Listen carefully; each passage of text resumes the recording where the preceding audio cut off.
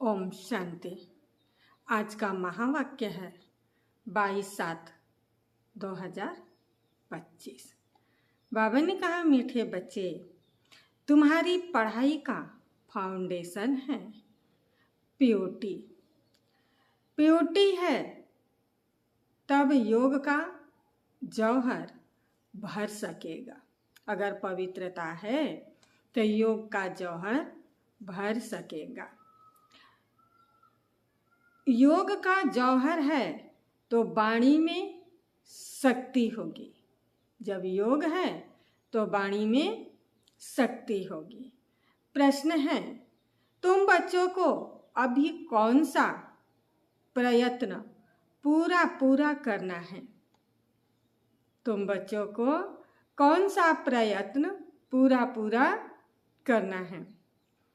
उत्तर है, सिर पर जो विकर्मों का बोझ है, सिर पर जो विकर्मों का बोझ है, उसे उतारने का पूरा प्रयत्न करना है। बाप का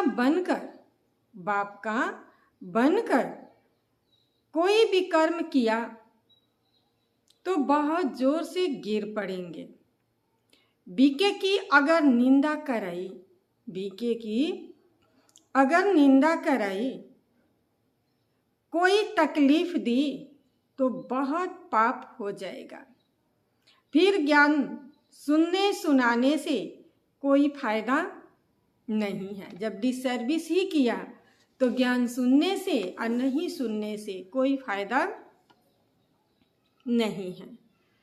धारणा के लिए मुख्य सार है, पहली पॉइंट, पढ़ाई के साथ साथ पवित्र जरूर बनना है। ऐसा लायक व सपूत बच्चा बन सर्विस का सबूत देना है। श्रीमत पर स्वयं को श्रेष्ठ बनाना है। दूसरी पॉइंट है, स्थूल धन भी व्यर्थ नहीं गंवाना है। स्थूल धन भी व्यर्थ नहीं गंवाना है। पतितों को दान नहीं करना है। पतितों को दान नहीं करना है। ज्ञान धन भी पात्र देखकर देना है।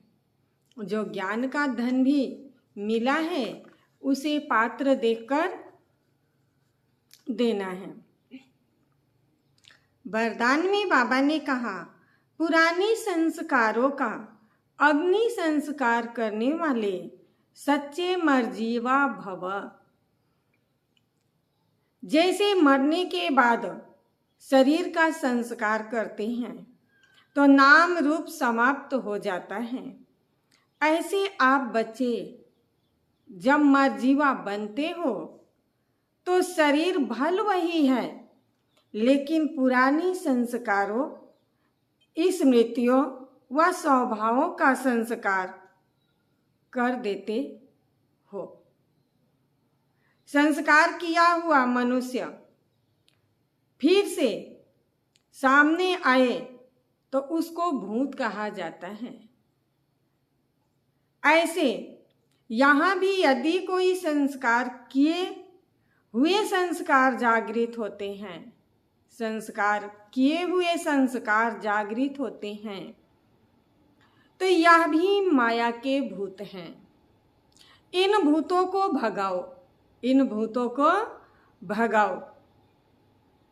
इसका वर्णन नहीं करो, इसका वर्णन नहीं करो, क्योंकि जब हमने क्रोध का संस्कार कर दिया, मोह का संस्कार कर दिया, उसके बाद भी हमारे अंदर वो चीज आई तो क्या हुआ? वो भूत हो गया।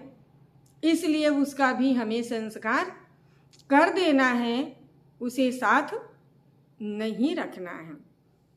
स्लोगन है, कर्म भोग का वर्णन करने के बजाय, कर्म भोग का वर्णन करने के बजाय कर्म योग की स्थिति का वर्णन करो। कर्म योग की स्थिति का वर्णन करो। अव्यक्त इशारे में बाबा ने कहा, संकल्पों की शक्ति जमा कर श्रेष्ठ सेवा के निमित्त बनो।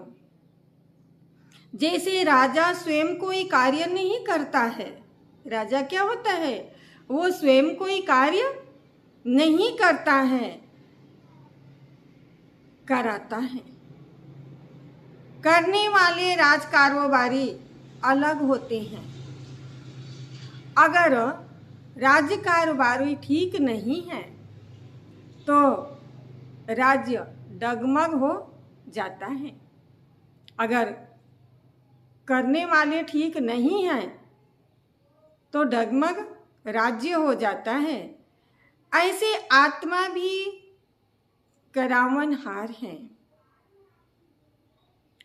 करणहार ये विशेष त्रिमूर्ति शक्तियां हैं,